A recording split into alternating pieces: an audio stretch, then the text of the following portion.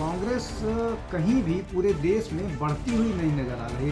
बहुत सारे विपक्ष के लोग जो बीजेपी के खिलाफ बोलते थे वो बीजेपी के उम्मीदवार को वोट दिया। एकजुट होकर 2024 में मोदी सरकार को मात दे सकते हैं। विपक्षी नेताओं को जिस तरह से ईडी को हथियार बनाकर अपने पक्ष में किया जा रहा है, उन्हें दबाया जा रहा है, उन्हें तोड़ा जा रहा है, उसके खिलाफ आवाज उठा रहा है राहुल गांधी। नमस्कार दोस्तों, आप देख रहे हैं न्यूज नशा और मैं हूं आपके साथ अनु जैन रहोगी। बिहार में बीजेपी को सत्ता से नीचे उतारने के बाद विपक्ष के हौसले बहुत ज्यादा बुलंद है। बीजेपी हो या एनडीए हो, जिस तरह से बिहार में सत्ता वापस ली है गठबंधन ने, महागठबंधन ने, विपक्ष इसको एक बहुत बड़ी जीत की तरफ देख रहा है। और ये भी बात है जो सामने आ रही है कि इस महागठबंधन में बिहार में कांग्रेस को शामिल किया गया है। जबकि अगर देखा जाए आंकड़ों के हिसाब से तो नीतीश कुमार और तेजस्वी यादव के जो जितने नंबर्स थे वो सरकार बन सकती थी, लेकिन बावजूद इसके कांग्रेस का रोल इसमें रहा है। और इन सब के साथ जो अटकलों का बाजार गर्म हो गया है वो 2024 के लिए हो गया है, क्योंकि विपक्ष के हौसले बुलंद हैं और उनको लग रहा है कि वो एकजुट होकर 2024 में मोदी सरकार को मात दे सकते हैं। लेकिन जैसा कि सबको ही पता है कि विपक्ष में भी बिखराव है, क्योंकि कई ऐसी पार्टियां हैं जो खुले तौर पर कांग्रेस को नकार चुकी हैं, खुले मंच में, ओपन मंच पर कांग्रेस की बुराई कर चुकी है। और इसमें टीएमसी की नेता ममता बनर्जी का नाम सबसे आगे है। इसके अलावा अगर हम देखें, समाजवादी पार्टी ने भी कांग्रेस से एक दूरी बना के रखी हुई है। आम आदमी पार्टी भी कई ऐसे मौके आए हैं जब मीटिंग हुई है, उसमें कांग्रेस रिप्रेजेंटेटिव थे, राहुल गांधी लीड कर रहे थे, लेकिन आम आदमी पार्टी इसमें शामिल नहीं हुई। इसके अलावा कई तमाम ऐसे ग्रुप हैं जिन्होंने कांग्रेस से कहीं ना कहीं एक डिस्टेंस बनाकर रखा हुआ है।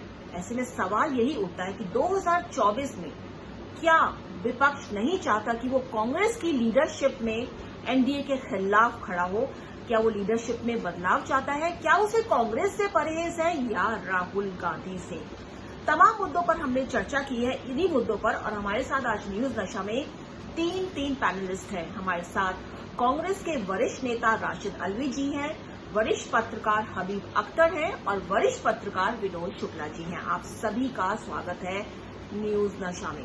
सबसे पहले राशिद अल्वी जी, हौसले बहुत बुलंद है, क्योंकि बिहार में आपने बीजेपी को सत्ता से बाहर कर दिया है। जैसे महाराष्ट्र में खेल हुआ वैसे बिहार में हो गया। लेकिन क्या आपको लगता है कि 2024 में कांग्रेस सबको अपने बैनर तले लेकर आगे बढ़ पाएगी? क्या विपक्ष कांग्रेस को एज ए लीड पार्टी करके उसके अंडर, उसके अम्ब्रेला में आकर के मोदी के खिलाफ लड़ाई लड़ेंगे?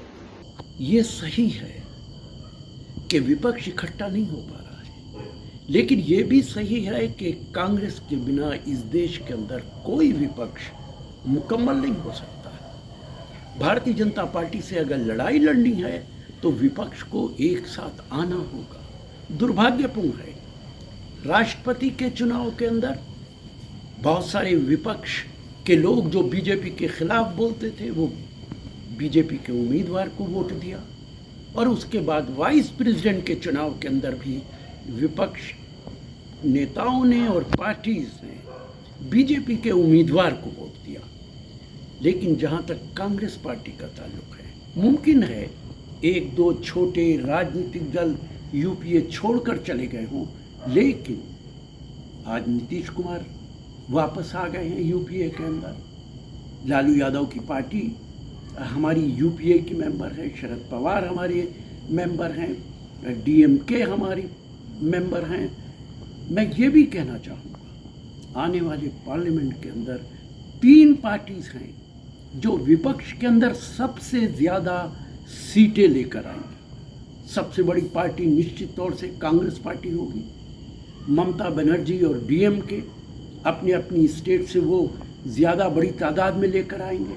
बाकी जितने विपक्ष के राजनीतिक दल हैं वो थोड़े थोड़े एमपीज को जिता कर लाएंगे। लेकिन ख़ास तौर से डीएमके, कांग्रेस पार्टी और ममता बनर्जी अगर एक साथ नहीं आते हैं तो विपक्ष मुकम्मल नहीं हो सकता, भारतीय जनता पार्टी से नहीं लड़ सकता। और शायद मुझे कहने दीजिए ये बात कि अगर एक भी राजनीतिक दल कांग्रेस पार्टी से बाहर रहता है, मुझे लगेगा कि वो भारतीय जनता पार्टी की मदद कर रहा है। अगर भारतीय जनता पार्टी को आने वाले पार्लियामेंट के अंदर हराना है, इस देश को बचाना है, संविधान को बचाना है, देश के लोकतंत्र को बचाना है, तो सारे विपक्ष को इकट्ठा होकर मुकाबला करना पड़ेगा, और ये मुकाबला भी आसान नहीं होगा। इसलिए विपक्ष की वो पार्टीज़ जो कांग्रेस के खिलाफ बोलती हैं, विपक्ष की वो पार्टीज़ जो विपक्ष के इत्तेहाद में और इकट्ठा होने में मुखालफत करती हैं, वो कहीं ना कहीं भारतीय जनता पार्टी की मदद कर रही हैं। और इसका बड़ा कारण ये है कि विपक्ष के अंदर बहुत सारे लोग प्रधानमंत्री पद के उम्मीदवार हो गए। तो कांग्रेस के अगर कांग्रेस नहीं है तो कोई विपक्ष नहीं है, लेकिन यहाँ पे राशिद अल्वी जी ने दो बहुत अहम बातें बताई है कि जिस तरह से जो चुनाव हुए हैं राष्ट्रपति और उपराष्ट्रपति के, उसमें जो कई दलों ने, कई नेताओं ने खुलकर बीजेपी का समर्थन दिया है, ऐसे में झटका तो लगा ही है, क्योंकि ऐसे में लगता है कि बहुत से ऐसे दल जो कहते हैं कि हम विपक्ष में हैं, महागठबंधन में हैं, बीजेपी के खिलाफ लड़ेंगे, लेकिन बीजेपी को सपोर्ट कर रहे हैं। और दूसरी एक बड़ी बात उन्होंने बताई है कि अपने अपने क्षेत्रों में हो सकता है कि पार्टियां बहुत अच्छा कर रही है, लेकिन जब पार्लियामेंट की बात आती है, संसद की बात आती है, तो ऐसे वोट बैंक का होना जरूरी है, ऐसे वोट्स का जरूरी है जो अपने एरिया में एमपीज के चुनाव जीते। और ऐसे में उन्होंने खुलकर कहा है कि कांग्रेस, ममता बनर्जी और डीएमके जब तक इन तीनों का मिलन नहीं होगा, इकट्ठे नहीं होंगे, मुश्किल है सरकार को हराना, एनडीए को हराना, क्योंकि ये जो पार्टीज हैं ये क्षमता रखती हैं अपने अपने इलाकों में, अपने अपने जो विधानसभा, अपने अपने राज्य में, उसमें चुनाव जीत सके, एमपी चुनाव जीत सके। तो ऐसे में इन तीनों का गठबंधन बहुत जरूरी है महागठबंधन के लिए। लेकिन सवाल फिर वही खड़ा होता है कि टीएमसी जो है वो काफी हद तक एक डिस्टेंस बना के उसने रखा हुआ है, अगर हम देखा जाए कांग्रेस में, खास तौर से राहुल गांधी। और दूसरी तरफ डीएमके है, जिस तरह से प्रधानमंत्री मोदी वहां गए और जिस तरह से आवाभगत हुई, तो केमिस्ट्री जो है वो अच्छी बनी हुई है। ये बात अलग है कि वो विपक्ष में है और खुलकर विरोध भी करते हैं, लेकिन मोदी सरकार और डीएमके के बीच जो एक केमिस्ट्री देखी गई हाल फिलहाल के दिनों में, वो अच्छी देखी गई। विनोद शुक्ला जी, आपसे जानना चाहेंगे, बहुत से कई ऐसे दल है कि जिनकी आइडियोलॉजी कांग्रेस से हटकर है, ऐसे में वो कांग्रेस की लीडरशिप विपक्ष के रूप में कैसे स्वीकार करेंगे?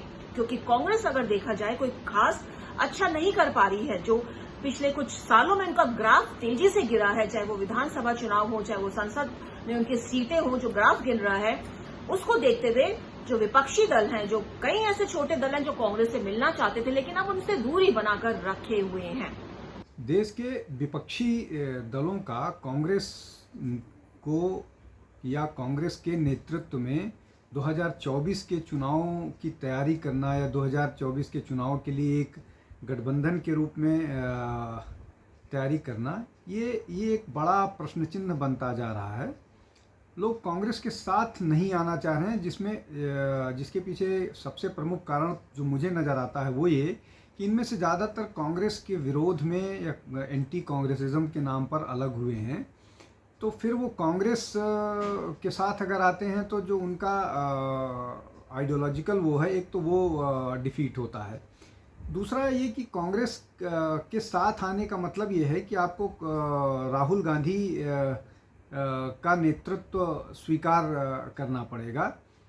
और आप राहुल गांधी के नेतृत्व पर बहुत सारे लोगों को अभी भी असहमति है। बहुत सारे लोग कई कारणों से, उनमें एक ये है कि अभी वो मैच्योरिटी लैक करते हैं, उनकी इमेज को लेकर के बहुत सारे प्रश्न हैं, जिसके कारण विपक्ष उनको अपना नेता मानने के लिए नहीं तैयार होता है। एक और मसला है कि जैसे ही आप कांग्रेस के नेतृत्व को एक्सेप्ट करेंगे, वैसे ही आपका माइनॉरिटी जो वोट है वो कंफ्यूज्ड होगा और कुछ जगहों पर बिखर जाएगा, इसलिए कि माइनॉरिटी इस तरह से वोट करता है कि जहां पर भी वोट करे वो कंसोलिडेटेड वोट करे और बीजेपी को हराने के लिए वोट करे। बहुत बड़ा वर्ग है जो कांग्रेस को या कांग्रेस नेतृत्व को, जिसमें राहुल गांधी शामिल हैं, वो इस बात को स्वीकार करने के लिए नहीं तैयार है कि ये देश को एक नेतृत्व दे पाने की स्थिति में है। एक और महत्वपूर्ण प्रश्न है कि कांग्रेस कहीं भी पूरे देश में बढ़ती हुई नहीं नज़र आ रही, बल्कि जिस तरह से जहाँ पर उनकी सरकार भी है वहाँ पर भी वो नुकसान वाली स्थिति में है। महाराष्ट्र ऑलरेडी खो चुके हैं, झारखंड में वो कमज़ोर दिख रहे हैं। जिस तरह से सरकार अभी है उसमें कांग्रेस कुछ कर पाती हुई नहीं दिख रही है। बिहार में ज़रूर वो थोड़ा सा नई सरकार बनने के बाद वो सरकार में आते हुए नज़र आ रहे हैं।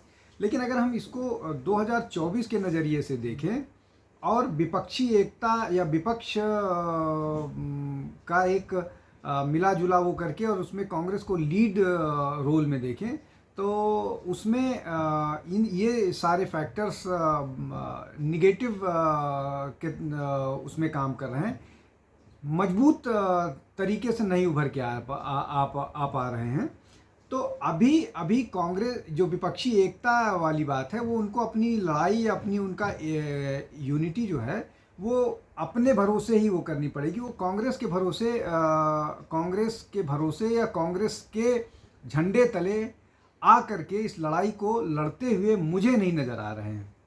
तो विनोद शुक्ला जी का मानना है कि कई ऐसे दल हैं जो कांग्रेस की आइडियोलॉजी से वाकिफ नहीं है, उससे दूरी बनाकर रखेंगे। और जिस तरह से, जैसा कि हमने कहा कि जिस तरह से कांग्रेस की परफॉर्मेंस हम देख रहे हैं, ऐसा ही विनोद शुक्ला जी का कहना है कि महाराष्ट्र में कांग्रेस थी, वो चली गई। झारखंड में जो आए दिन वहां पे लड़ाइयां सुनने को मिलती है। बिहार में अगर हम देखा जाए तो गठबंधन एक तरह से नीतीश कुमार और तेजस्वी यादव के बीच है। कांग्रेस तो एक हिस्सा बन गई है, एक उसका पार्ट बन गई है। कांग्रेस का वहां ऐसा कुछ लंबा चौड़ा जो न सीट है ना उनका कोई से है। और ऐसे में जो बहुत से ऐसे दल हैं जो नहीं चाहते कि वो कांग्रेस के अम्ब्रेला में आकर के एक विपक्ष बनाए, एक महागठबंधन बनाए। तो आने वाले समय में अगर 2024 के चुनाव होते हैं तो विनोद जी का मानना है ये कि मुश्किल है कि कांग्रेस की लीडरशिप में एक महागठबंधन बन के उभर सकता है। हबीब अख्तर जी के पास चलते हैं। हबीब जी, आपका क्या मानना है? क्या जो विपक्ष की जो पार्टियां हैं वो कांग्रेस को नकार रही हैं या वो राहुल गांधी की लीडरशिप को नकार रही हैं? आपको और न्यूज़ नशा के दर्शकों को नमस्कार, आदाब। मुझे एक बात समझ में नहीं आती, ये बात कहाँ से आ रही है कि विपक्षी एकता में कांग्रेस को अस्वीकार किया जा रहा है, राहुल गांधी मंजूर नहीं है। ये कहाँ से खबर आ रही है? कौन कह रहा है विपक्षी एकता में कांग्रेस की ज़रूरत नहीं है और कांग्रेस को लोग पसंद नहीं कर रहे और राहुल गांधी को नहीं पसंद कर रहे?